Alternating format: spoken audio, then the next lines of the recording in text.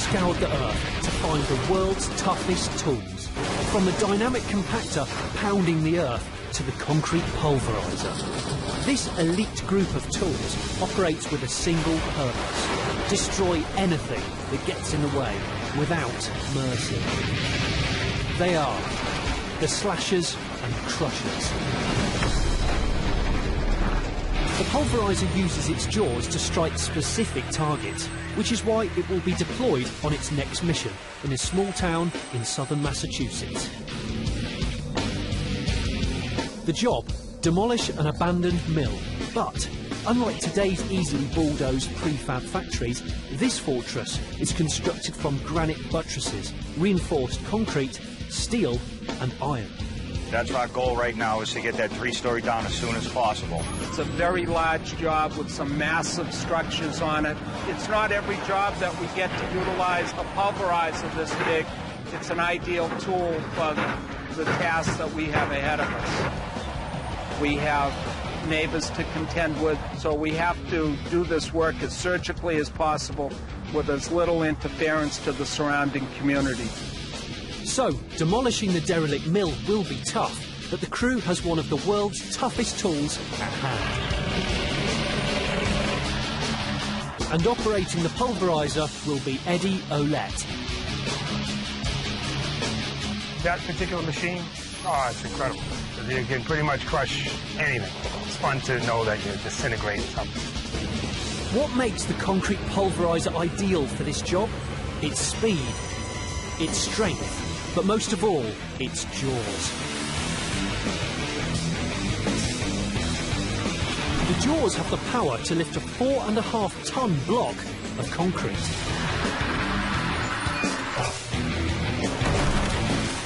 And the precision to drop it wherever it wants.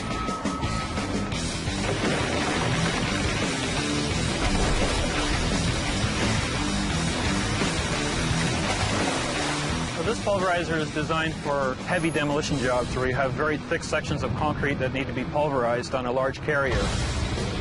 These teeth pack a punch of 8,500 kilograms per square centimetre. That's over double the jaw power of a Tyrannosaurus Rex. The jaws have vertical rows of teeth, 4 serrated rows on top, 5 on the bottom. This huge amount of surface area allows it to crush any building material up to 1.5 meters thick, and the jaws are replaceable, so they always stay razor sharp. This versatile tool can even be used as a battering ram with a hammering force of more than 8,000 Newton meters, enough to flatten a 1.5 meter filing cabinet to 12 centimeters.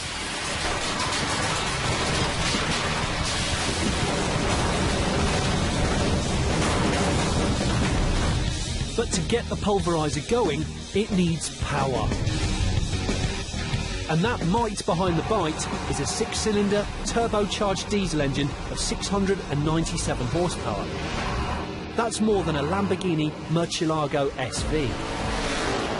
But the machine doesn't come without danger, and being run over is the #1 cause of death.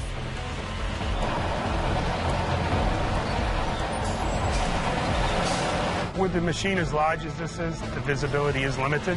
You just have to be very careful what you do and where you move to. Somebody get behind you. You have to watch out for yourself as well as the people around you, because anything could happen. Today's first job is to crush debris from around the corner of the old mill. In the past, this debris would have been loaded into trucks and taken off to a landfill site. And this is not the cheap option, as the demolition companies have to pay dumping fees. We can't afford to bring stuff to landfills. It's a fortune now to get rid of it. Landfills don't want the stuff.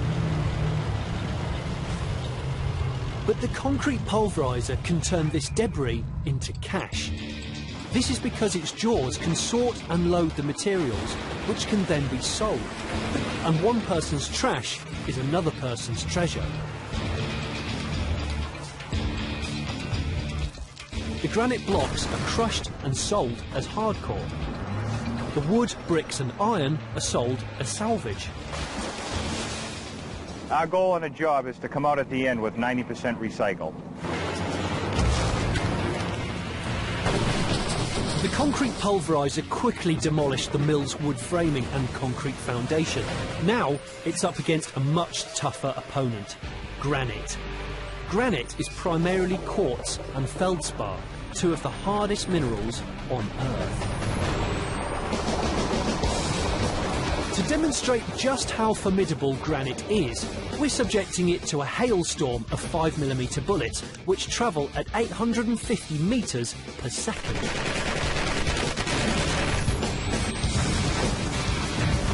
Even under these extreme conditions, granite refuses to break, while the breeze blocks below it are completely destroyed.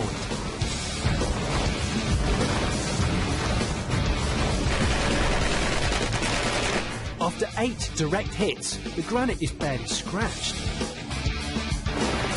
When the granite is subjected to a crushing force of 250,000 kilograms, the boulder doesn't stand a chance. The pulverizer can withstand that kind of force and not break itself because it's built with 7 types of heat-treated steel. The steel in this pulverizer is actually thicker and stronger than the upper hull structure in an M1 Abrams main battle tank. The concrete pulverizer goes head-to-head against a motley crew of cast-iron columns, wooden beams and reinforced concrete. It has munched through granite and sorted through iron, but now it's about to hit a wall. I'm going to take the front face of this building down. It's a concrete wall approximately 3 foot thick, so it's very strong. The concrete pulverizer has bitten off more than it can chew. Its jaws are too narrow to swallow the walled hull. The tool is powerful enough, but it's not big enough, or shall we say wide enough. Probably only take down a small section, like say 1 column or 2. It just won't work. The situation could be fatal. The more pieces created during a demolition, the greater chance of a collapse, crushing Eddie in the cabin. He starts putting little pushes on it. I'm afraid of another piece coming in at the machine and the operator, him getting injured, because he's right under it on the inside of the footprint. The men's solution is simple but effective. Widen the jaw's surface area by clamping onto a steel beam. It will turn the jaws into a 4.5 metre wide battering ram. Now to demolish the wall.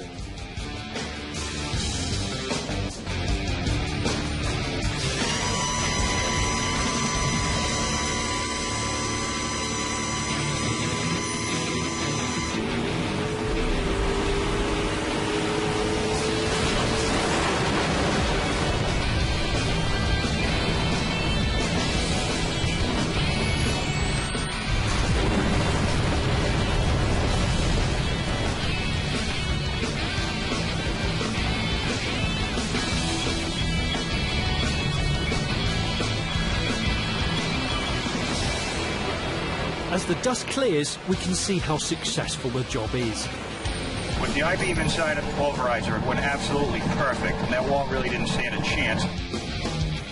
The concrete pulverizer. It rips into any building material, then turns the wreckage into gold.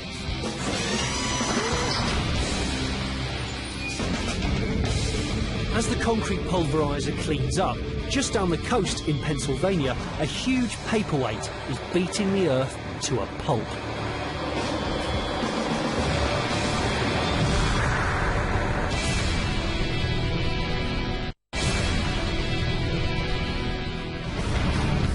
Weighing thousands of tons, buildings must be constructed on solid ground. If not, they can simply collapse. So, engineers have designed a specific tool to compact the soil to make it more stable. Meet the pounder. The process, deep dynamic compaction. The weapon, an 18-ton steel weight. The concept is simple. Lift the weight 6 stories high and drop it. The result is crucial as the pounder increases the density and strength of the soil, thus creating the foundation to support the weight of the building. At over 16,000 kilograms, the pounder outweighs 6 US military Humvees. But without a machine to drive it, it's just an oversized paperweight. Its power, a 150-ton crawler crane. The job in store for today, to compact 7,000 square metres of soil until the ground can support a massive warehouse. Today we're improving an old municipal solid waste landfill because they want to put a large 500,000 square foot produce warehouse on it. And we're using dynamic compaction to improve bad ground. The job requires 2 cranes, and they're rolled out to begin the job. It looks easy just releasing the pounder from 18 metres, but requires expert timing. It's very stressful what they do. They have to let that weight free fall. As soon as that weight touches the ground, they have to catch that chain. If they don't hit the brakes as soon as that weight hits the ground, it could be very costly. Cable breakage, major crane breakage, you cannot make a mistake. There's no room for error. The stakes are high for this high-impact tool. To demonstrate the pounder's precision and power, we've given it a couple of unusual targets. First, a 22-inch television that's about to experience the force of gravity. With the weight 15 metres in the air, the operator takes aim.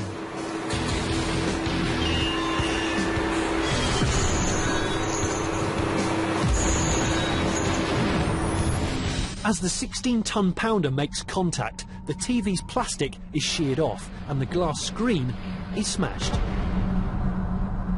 As the power cord and other debris become airborne, the pounder settles into the ground. When it's removed, all that's left is a flat-screen TV. 100% accuracy from 18 metres is impressive, but this is a tool that's all about power. To demonstrate, let's introduce Target 2, a 2,000 kilogram, fairly well-used family car.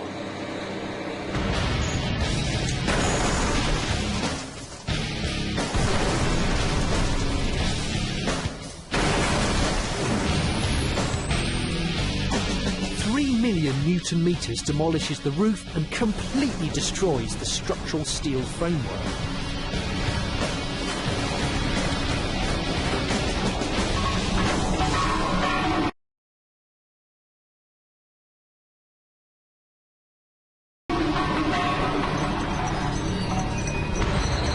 But the pounder's real impact takes place deep below the ground. We're trying to treat anywhere from 10 to 25 feet in depth from the ground surface. If the shock waves of the pounders don't reach deep enough underground, the land will be unsafe to build upon. To guarantee proper penetration, the crew must be accurate with every drop. They've done their homework. A computer-designed graph tells them exactly where to drop the pounders. If each grid mark is accurate, the shock waves at each impact point will spread and actually multiply the overall force.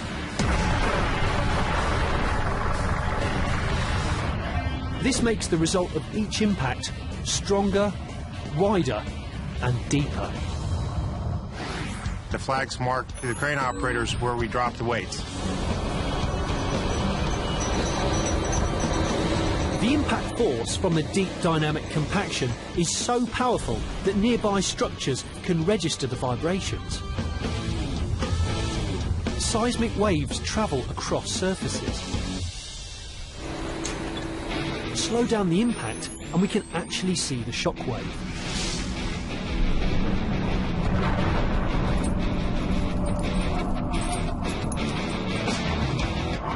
They know where the smashing begins. But where does it end? Throughout the day, the crew uses a seismograph to measure vibrations generated by each drop. The seismograph is going to allow us to document whatever vibrations that we're producing, and so we know exactly what vibrations are leaving our site.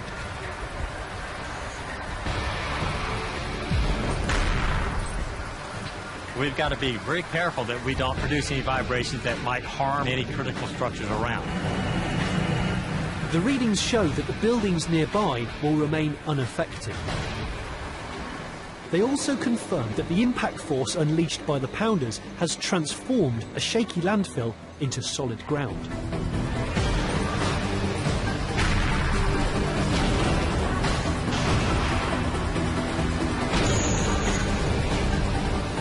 They've actually made the Earth stronger. After a full day of relentless ground pounding, the job is complete. And the dynamic compaction pounders have proved their toughness and paved the way for a new food warehouse. Fighter jets also take a pounding, as they have to withstand the demanding conditions of supersonic flight. They have to be exceptionally strong and lightweight. That's where military-grade aluminium comes in.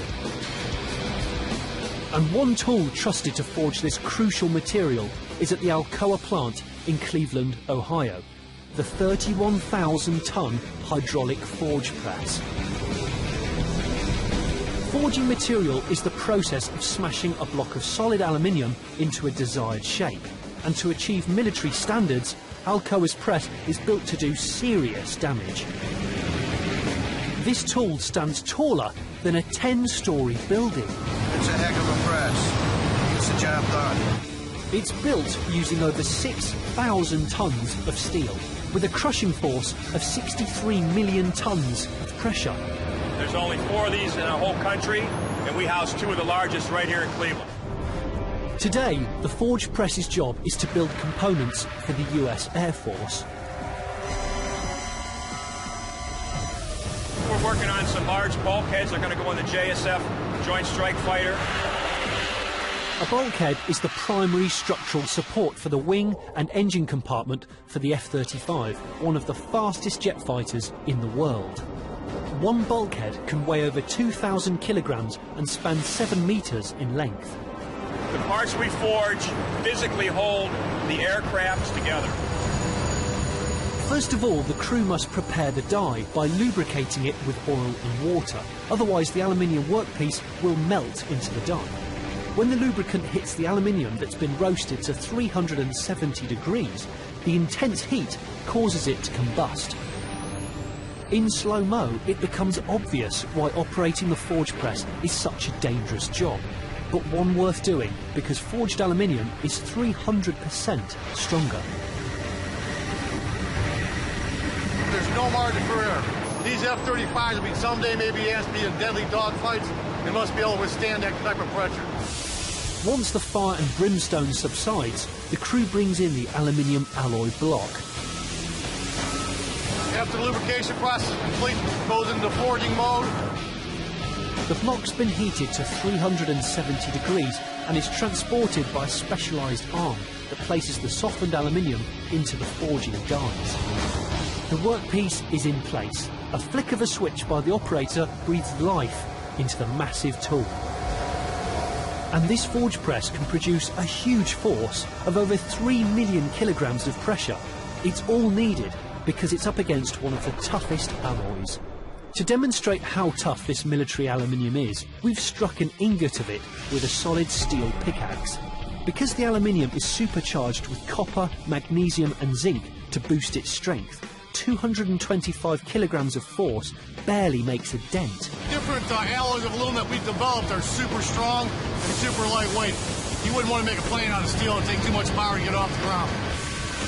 As the die is lowered towards the aluminium block, the stamping imprints are clearly seen. These are the negatives that will create the complicated contours of the bulkhead itself. When the die presses down, this unique pattern is imprinted directly onto the aluminium alloy. That's when the 32 tons of muscle kicks in. And it's all created with the world's most basic substance, water.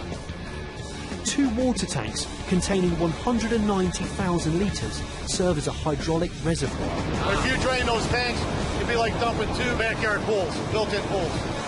The pressure from the water gives the forge press its strength. The pumps generate a pressure of 310 bar and move the water at 600 litres per minute. This creates a hydraulic advantage, so in this instance 310 bar is increased to 4.5 million. An advantage that was not realised in American forge presses until a little military espionage was committed.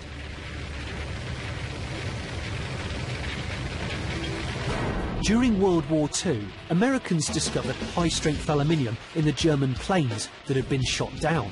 This meant Germany had the largest forge presses in the world.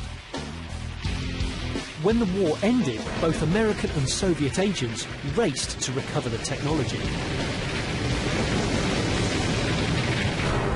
The full pressure is charged into the system and the operator can press some metal. It's really super critical when we set up an operation on the press that we match everything to the process notes. We have to watch dwell time, tonnage, and forging speed.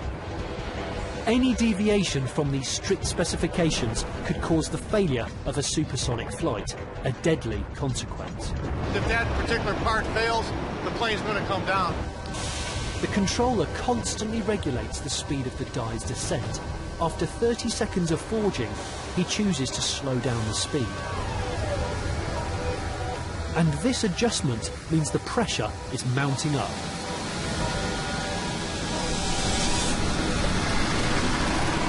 The 30-centimetre thick aluminium plate is crushed by 40%, as 15,000 kilograms of pressure clamps down on the aluminium. As the pressure extends deep into the metal, its structure begins to change. The aluminium atoms begin to roll over each other into new, stronger positions. The metal is permanently changed, and, in this instance, a 2,250 kilogram bulkhead is formed in a short 1 minute and 13 seconds. The precision and strength of the material that we forge through this is one of the key characteristics in building an aircraft or a military vehicle. Finally, the manipulators move in to retrieve the forged aluminium. Air forces will always demand strong, lightweight aluminium. I've been here for a long time, and the one thing I have to say is this very large press is one ticking machine. The hydraulic forge press is one of the world's toughest tools. As another plane begins to take shape, in New Jersey, 140 cubic metres of rock is getting crushed by a 35-ton rock saw.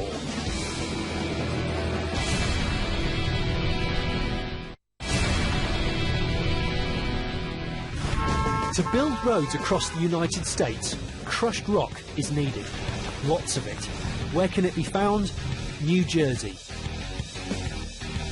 What's needed to extract it?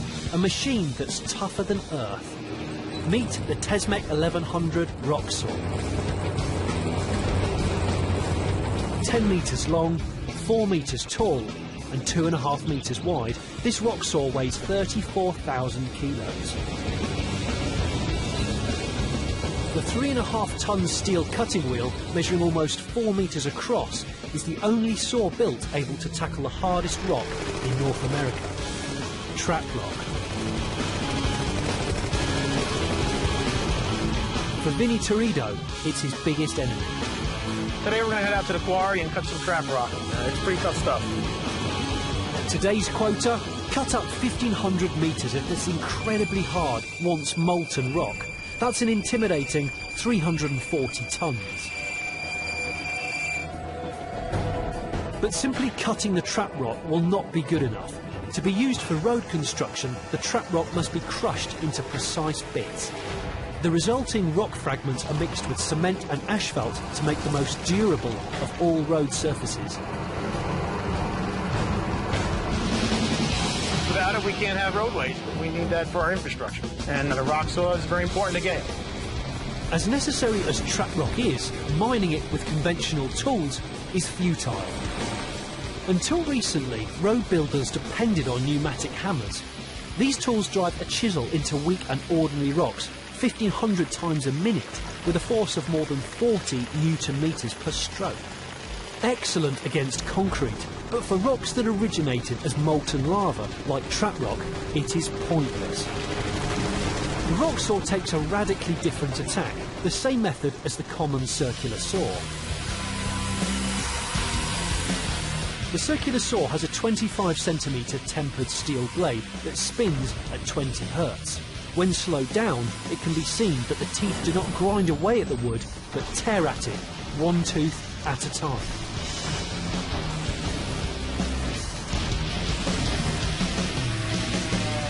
The rock saw does the same to the trap rock, but at a much higher rate. Its wheel has 100 teeth biting into the quarry floor 2,100 times per minute.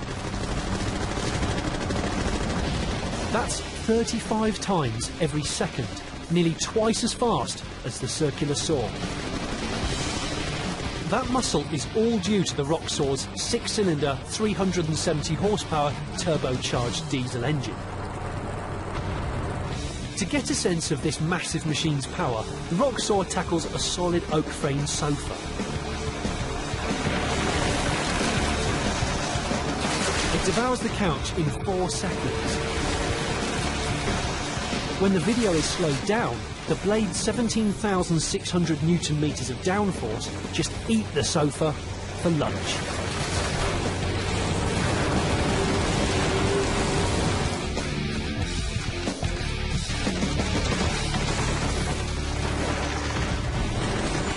Halfway through the task, the rock saw is tearing up the earth. Vinny keeps the tool at full throttle to continue the battle.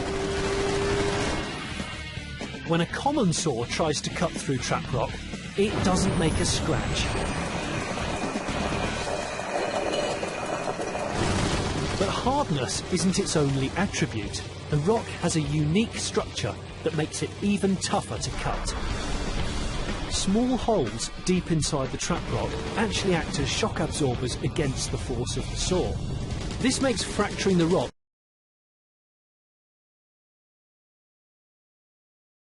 incredibly difficult. But the rock saw is much more than just brawn. It combines precision with its power. Precision in the form of high-tech teeth.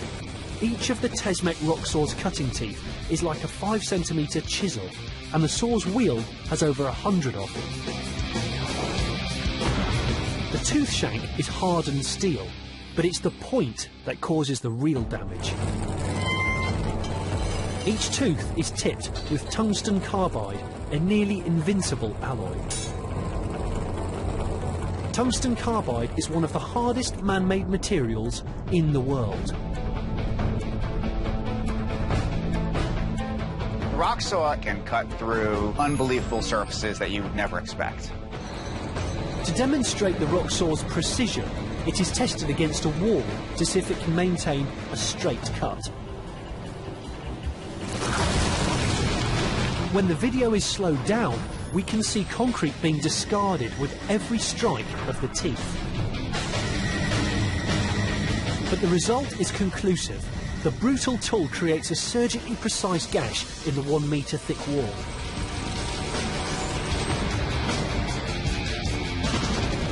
In the quarry, the day's about done, and the rock saw's crew is digging up the last few metres of trap rock.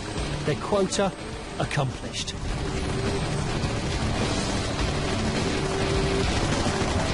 As long as America needs roads and roads need trap rock, the rock saw will be digging away, showing why it's one of the world's toughest tools. In the US, to keep up with energy demands, worthless railway sleepers and telegraph poles are burned to produce electricity. And a timber mill in Fleetwood, Pennsylvania has piles of untapped energy. As well as 2 giant wood-eating machines that can grind them up. The wood hog and the tub grinder. Weighing in at 45,000 kilos, the wood hog is a heavyweight that reduces massive telegraph poles and railway sleepers into small chunks of wood.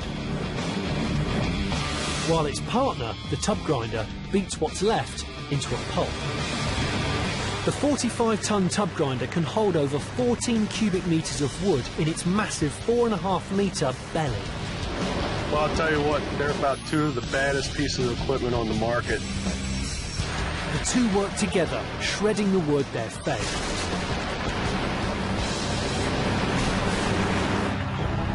And today's job for the wood hog and tub grinder? Reduce 13 tons of telegraph poles and railway sleepers to dust. That's almost 14,000 kilos of pulp in one day. Before these huge machines arrived on site, this just wasn't possible. Crews relied on the same small wood shredders you use in the back garden. They're not bad for chopping branches, but railway sleepers are 10 times the size and just can't be shred by the chipper.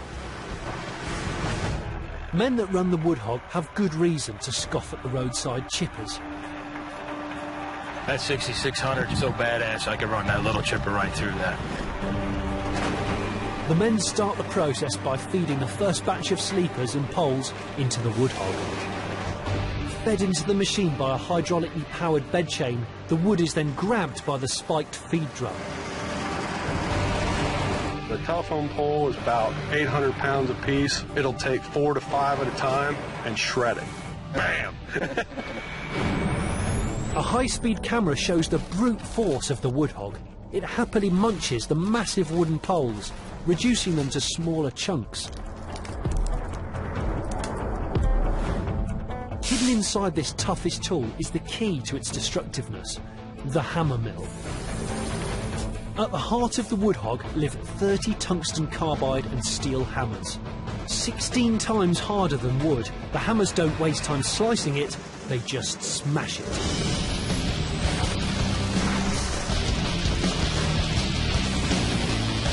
The hammers need to be tough, as the telegraph poles are littered with steel spikes and plates, objects that would destroy the blades of normal cutting tools. The power required to smash a 16-metre tall telegraph pole into 12-centimetre chunks is massive. And the wood hog uses a 30-litre, 1,100 horsepower engine to drive the relentless hammer mill.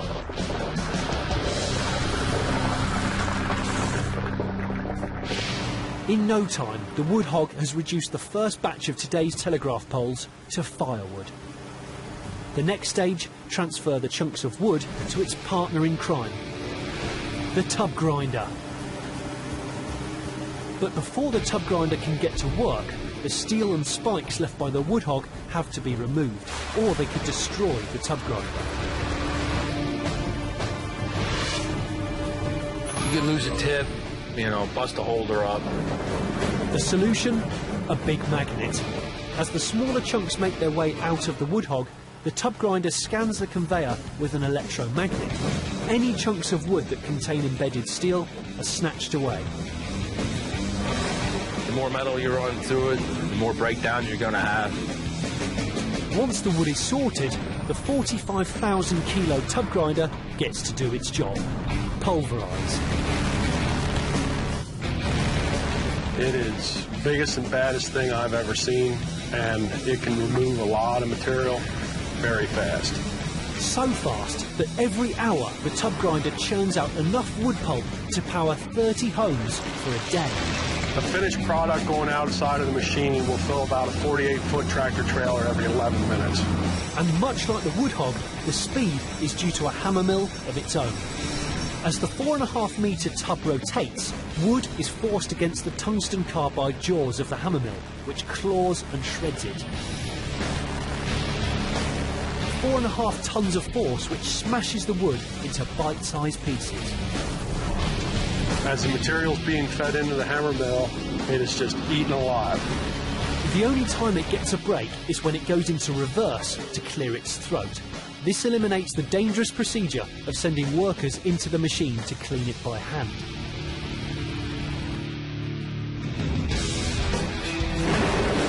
The wood hog and the tub grinder have exceeded the day's target. Over 14 tons of telegraph poles and railway sleepers have been smashed to a pulp. Enough fuel to power a small city. Pound for pound, these machines are worth their weight in gold. And with billions of kilograms of wood waiting to be turned into much-needed energy, the wood hogger and tub grinder are on hand, proving that they are two of the world's toughest tools. As tons of railway sleepers await destruction, in the US state of Vermont, the largest quarry chainsaw in North America is cutting into the earth.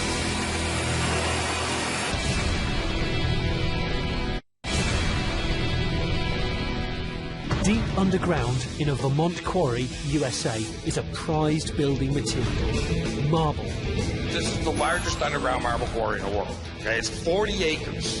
For over 100 years, the Danby Quarry has been providing marble for high-quality building constructions around the world.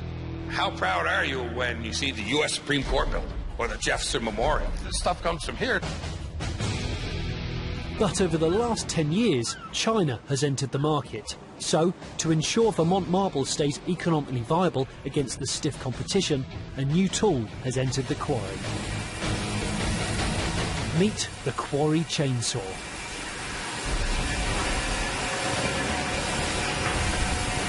The quarry chainsaw, also known as the gallery saw, was built to carve multi-ton blocks of marble out of the earth. Its cutting arm can rotate 360 degrees from vertical to horizontal and back again. The result? Perfectly measured cubes of pure marble. It weighs in at 25,000 kilos and is the largest marble chainsaw in North America. It's a small 3 meters at rest. But when called into action, the cutting arm can raise to over 6 meters. Hard to reach corners are not a problem. To compete against the competition, every day the men that operate this machine are given a target. This afternoon's job, make a series of horizontal and vertical slices into the quarry wall and extract one 22,000 kilo cube of marble. The gallery saw cuts blocks that are approximately 9 foot by 6 foot by 5 foot. This block is chosen using an elaborate quarry extraction scheme. This linear grid essentially turns the quarry into a huge superstore of marble stock.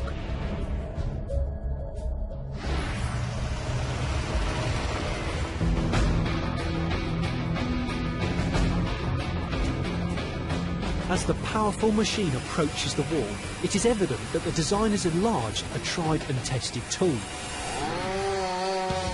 The chainsaw uses a 35cm cutting chain that rides on gear-like teeth. This constant rotation of the cutting blades make it seem like it's slicing through the wood. But when the video is slowed down, we see the chain actually digs its way into the wood. While the blades cut the wood, they also excavate the dust and debris, clearing a path to keep digging further. The quarry chainsaw uses the same principles. It just requires a lot more muscle to cut through a material as tough as marble. Marble is a dense material and is also very dangerous to mine. A 36-kilo chunk of marble falling from a height of almost 2 meters creates more than enough force to crush a human skull. Slowing down the footage, it becomes clear that the marble would instantly kill the worker.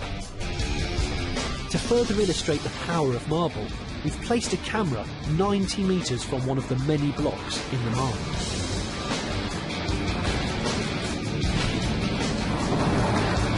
Compare the size of the marble block to the crewmen in the upper right-hand corner of the frame. When the block is knocked over, the result is explosive.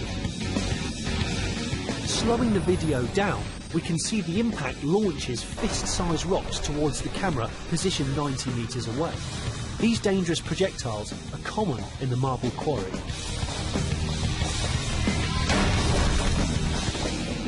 Because marble is a dangerous material to quarry, the operator uses a remote control system so as to stay out of harm's way.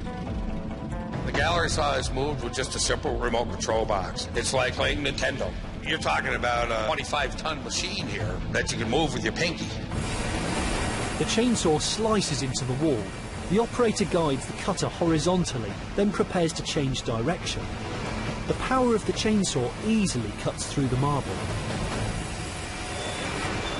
But in this region of the quarry, the chainsaw has more than marble to contend with.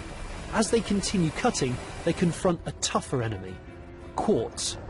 Quartz hides throughout the marble in tight crystalline veins. If the saw blade hits these quartz veins, it could destroy the very expensive blade system. When you get into a harder material, you don't want the chain of the sawhead blade to start chattering. To prevent the problem, the machine designers took this into account when developing the saw's cutting blades. The saw runs at just 52 revolutions per minute, but its cutting blades are positioned at different angles. This angle is referred to as the kerf. The greater the angle, the greater the kerf. This angular structure allows the incision to be larger than the saw blade itself, which prevents binding when it hits the harder materials. The chain on the cutter also beats quartz when it comes to hardness. It's made of the hardest substance on Earth. We use the polycrystalline diamond. It's just a synthetic diamond, not the woman's best friend and all that kind of stuff. This diamond compound has been applied to the cutting tooth in layers. So as the outer layer of diamond crystals wear away, a new layer of sharp crystals are revealed. This two-pronged attack keeps the quarry chainsaw working even when faced with unpredictable materials found in the quarry wall. The cut is complete. A forklift starts the removal process. This top-quality marble will be milled and then shipped around the world. The gallery saw is a real badass new tool. To keep up with global competitors in the construction industry, these US quarrymen depend on the power and agility of the quarry chainsaw. One of the world's toughest tools.